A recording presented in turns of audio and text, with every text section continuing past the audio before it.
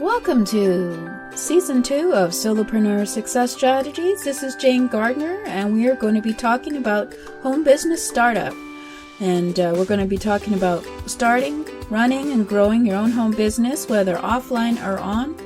Monday is all about mindset, of course. Tuesday is all about starting a home biz. Wednesday is about selling, sales, and your customer. Thursday is going to be about running your home biz, and Friday will be growing your home business. Saturday is all about putting systems in your business, and Sunday is all about strategy. So subscribe to this daily podcast to help you start, run, and grow your home biz. For more information, go to bo8hb.com. Today I'm going to talk more about being a reluctant entrepreneur. I know that some of you want to jump right in and try something out and try and get your rich quick online, but in the end, that can also make you poor online. So we're going to talk about being a reluctant entrepreneur, and this is from the book The Reluctant Entrepreneur by Michael Masterson that I've mentioned previously. His philosophy and his way of doing business, and he's done many businesses as a multimillionaire, is to start cautiously and see if the business will work, and then invest more into it. So let's go over some of the things he says, and I think I've mentioned them before, but we want to think about this before you even start a business, is to think about the safest way to develop a successful business, and not put too much money in it in the beginning. So you want to keep your day job until the new business is making so much money that you no longer need your day job salary. So of course that will take some time, so don't quit your day job is the first thing. And the cautious approach has helped many of his friends and colleagues build seven-figure incomes. And if you want to read about that, you can read his book, 7 Years to 7 Figures. So what does being a reluctant entrepreneur mean? Well, it's someone who keeps his day job while he gets his ideal job going in the evenings and on weekends. He's willing to take the initiative to start his own business, but he's not willing to quit his current job and lose the income. The compromise he accepts is that he will have to work 60 to 90 hours a week for several years before he can either abandon his great idea or fire his boss. Over the years, he expanded the concept to include employees of a company who, by virtue of extraordinary performance, earn their way into the position of managing a product or division that is their own. They can still create and share in the wealth. It's as long as they're patient. So what does it take to have a side business while you're keeping your day job? Well, it takes a lot of discipline. It takes a lot of faith in your belief in your new business. It takes integrity. It takes hard work, of course, and a very understanding family. It's not easy to work a full day at the office, then go home to put in time on your own project. But if you create a plan and follow it in an organized way, you should be able to do it. So what does it take to make a side business succeed? Well, Michael Masterson says, to start it, you need to know something about the business. A business that's based on some interest you have, so you have some knowledge and background already, and you know how some of the things work in your industry, and so you don't have to learn the business from the inside out. So if you're not in the business itself, then go and get a part-time job in that industry and find out more about it. So you must understand what kind of products the marketplace desires and what the price points are that will be the most successful. Well, in order to do that, you have to be in the business.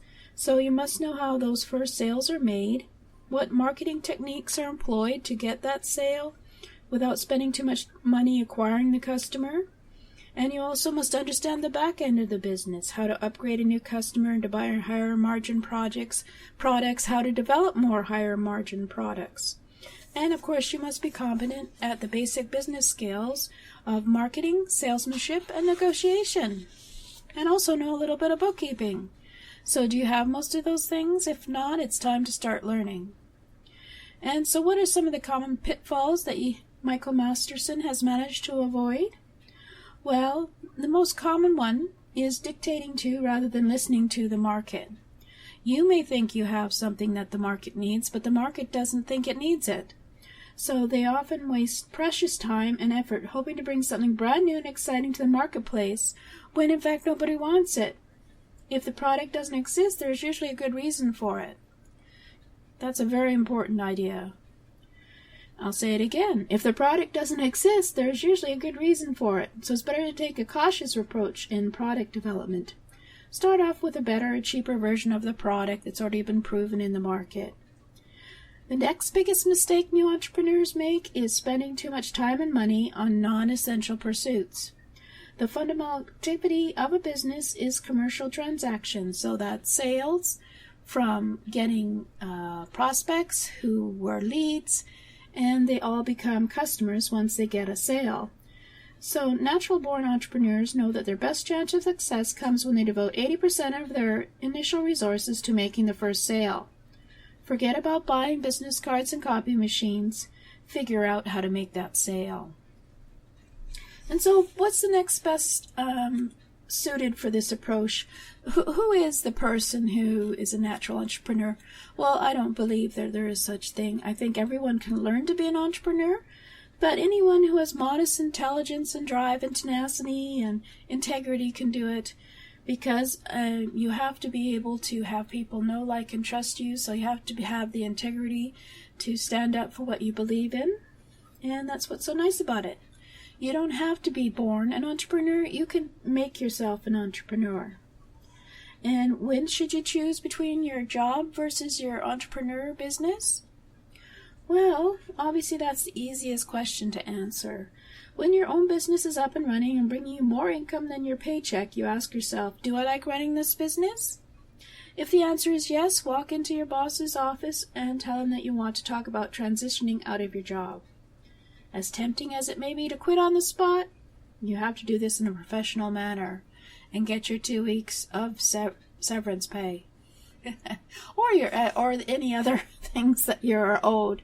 So don't quit your day job is basically his point, and I would certainly agree with him that you need to be able to have a day job that's bringing in income to you, and while you're working on building your business.